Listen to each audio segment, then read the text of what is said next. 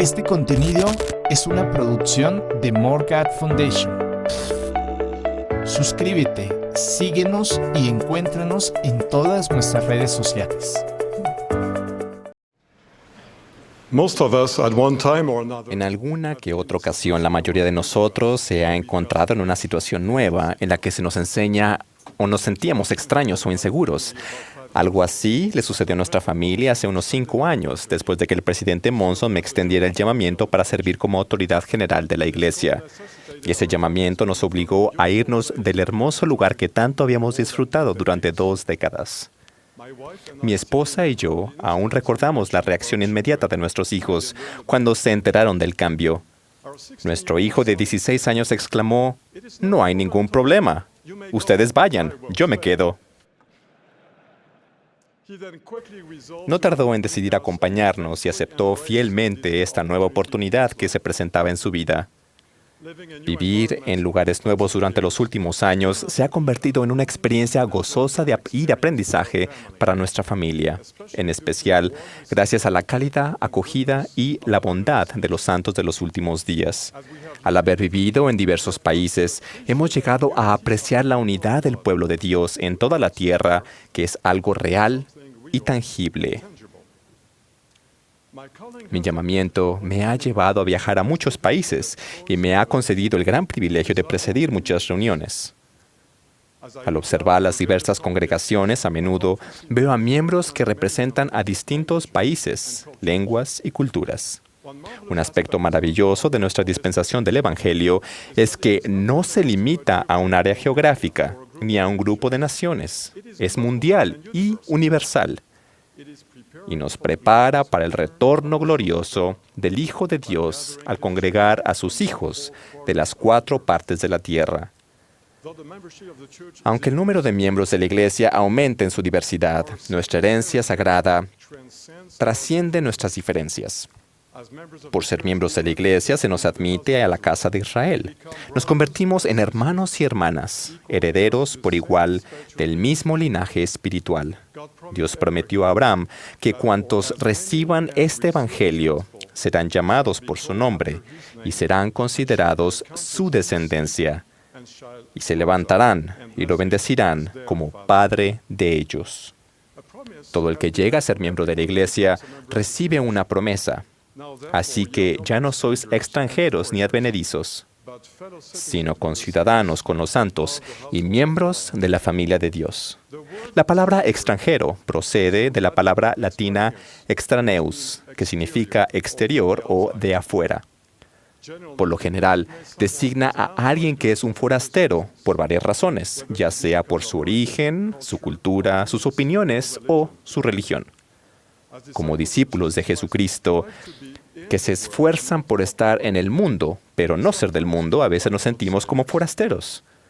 Nosotros, mejor que muchos otros, sabemos que ciertas puertas pueden llegar a cerrarse para aquellos a los que se consideran que son diferentes. A lo largo de la historia, el pueblo de Dios ha recibido el mandamiento de cuidar a los extranjeros o de aquellos vistos como personas diferentes. En la antigüedad existía la misma obligación de hospitalidad hacia un extranjero que hacia una viuda o un huérfano.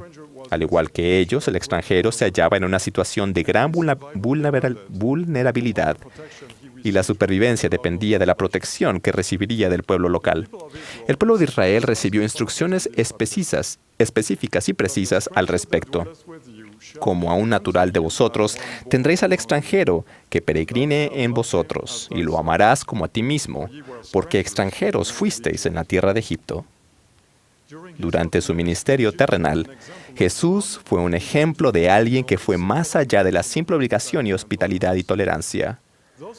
Los excluidos sociales, los que eran rechazados y considerados impuros por los soberbios, recibieron su compasión y respeto.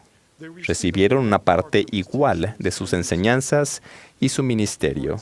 Por ejemplo, el Salvador rompió con las costumbres de su época al dirigirse a una mujer samaritana y pedirle un poco de agua. Se sentó a comer con publicanos y recaudadores de impuestos. No vaciló en acercarse al leproso, tocarlo y sanarlo. Admirado por la fe del centurión romano, dijo a la multitud: "De cierto os digo que ni aún en Israel he hallado tanta fe. Jesús nos ha pedido que observemos la ley del amor perfecto, el cual es un don universal e incondicional. Y dijo, porque si amáis a los que os aman, ¿qué recompensa tenéis? ¿No hacen también lo mismo los publicanos? Y si saludáis a vuestros hermanos solamente, ¿qué hacéis de más? ¿No hacen también así los gentiles? Sed pues vosotros perfectos, así como vuestro Padre que está en los cielos es perfecto. En la iglesia no hay extranjeros ni marginados, solo hay hermanos y hermanas. El conocimiento que tenemos de un Padre eterno nos ayuda a ser más sensibles a la hermandad que debiera existir entre todos los hombres y mujeres de la tierra. Un pasaje de la novela Los Miserables ilustra la manera en que los poseedores del sacerdocio pueden tratar a las personas consideradas extranjeras. Jean Valjean acaba de salir de la prisión. Cansado por un largo viaje y muerto de hambre y de sed, llega a un pueblo pequeño en busca de un sitio donde comer y pasar la noche. En cuanto se corre la noticia de su llegada, todos los lugareños le cierran la puerta. No es bienvenido en el hotel, ni en el mesón, ni siquiera en la cárcel. Es rechazado y expulsado y además desterrado. Finalmente, sin fuerzas, se desmaya ante la puerta del obispo de la ciudad. El buen clérigo está completamente al tanto de los antecedentes de Valjean, pero invita al vagabundo a pasar a casa con estas palabras caritativas. Esta no es mi casa. Es la casa de Jesucristo. Esta puerta no demanda que el que entra tenga un nombre, sino dolor. Tú sufres, tienes hambre y sed. Sé pues bienvenido. ¿Qué necesidad tengo yo de saber tu nombre? Además, antes de que me lo digas, sé que tuviste otro nombre. Valjean abrió los ojos atónito. ¿De verdad? ¿Sabe cómo me llamaban? Sí, responde el obispo, te llamas mi hermano. En esta iglesia, nuestros barrios y córumes no nos pertenecen, son de Jesucristo. Cualquiera que venga a nuestras reuniones debe sentirse como en casa. La responsabilidad de darle la bienvenida a todos tiene cada vez más importancia.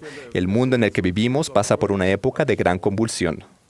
Gracias a la mayor disponibilidad del transporte, la velocidad de las comunicaciones y la globalización de las economías, la Tierra se está convirtiendo en una gran aldea donde pueblos y naciones coinciden, se conectan y se interrelacionan como nunca. Estos vastos cambios mundiales sirven a los propósitos de Dios. El recogimiento de sus escogidos de las 4 cabos de la tierra no solo está teniendo lugar cuando enviamos a los misioneros a países lejanos, sino también con la llegada de gentes de otras partes a nuestras ciudades y vecindarios. Muchos, sin saberlo, están siendo guiados por el Señor a lugares donde pueden recibir el Evangelio y formar parte de su rebaño. Es muy probable que el próximo converso al Evangelio en su barrio sea alguien que no proceda del círculo habitual de amigos y conocidos, lo cual podrán apreciar por su apariencia, idioma, manera de vestir o aún color de piel. Dicha persona puede haberse criado en otra religión, con un pasado o un estilo de vida diferentes. Hermanar es una responsabilidad importante del sacerdocio. Los córumes del sacerdocio arónico y del sacerdocio de Melquisedec deben cooperar con las hermanas, bajo la dirección del obispo, para asegurarse de que toda persona sea recibida con amor y bondad. Los maestros orientadores y las maestras visitantes velarán para asegurarse que nadie se sienta olvidado ni ignorado. Todos tenemos que trabajar juntos para edificar la unidad espiritual en nuestros barrios y ramas. Un ejemplo de unidad perfecta existió entre el pueblo de Dios tras la visita de Cristo a las Américas. Los registros indican que no había lamanitas ni ninguna especie de hitas, sino que eran uno, hijos de Cristo y herederos del reino de Dios. La unidad no se alcanza ignorando ni aislando a miembros que parecen diferentes o débiles y relacionarse únicamente con personas como nosotros. Al contrario, la unidad se logra acogiendo y sirviendo a los que son nuevos o tienen necesidades particulares. Estos miembros son una bendición para la Iglesia y nos brindan oportunidades de servir al prójimo y así purificar nuestro corazón. De modo que, hermanos míos, es su deber llegar hasta cualquiera que se presente ante las puertas de sus centros de reuniones. Denle la bienvenida con gratitud y sin prejuicio. Si llegan a sus reuniones personas que no conocen, salúdenlas con calidez e invítenlas a sentarse con ustedes.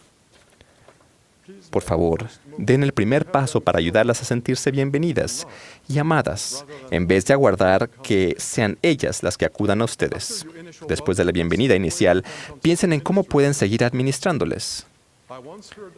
Una vez oí de un barrio que después del bautismo de 2 hermanas sordas, otras 2 hermanas maravillosas de la Sociedad de Socorro decidieron aprender el lenguaje de señas a fin de comunicarse mejor con las nuevas conversas. ¡Qué ejemplo tan maravilloso de amor por sus hermanos y hermanas en el Evangelio! Testifico que nadie es extranjero para nuestro Padre Celestial. No hay nadie cuya alma no sea preciada para Él. Junto con Pedro testifico que Dios no hace acepción de personas, sino que en toda nación se agrada del que le teme y hace lo justo. Ruego que cuando el Señor reúna a sus ovejas en el último día, pueda decirnos a cada uno de nosotros: fui forastero y me recogisteis. Entonces nosotros le preguntaremos: ¿cuándo te vimos forastero y te recogimos? Y Él nos responderá: de cierto os digo, que en cuanto lo hicisteis a uno de estos, mis hermanos más pequeños, a mí lo hicisteis. En el nombre de Jesucristo. Amén.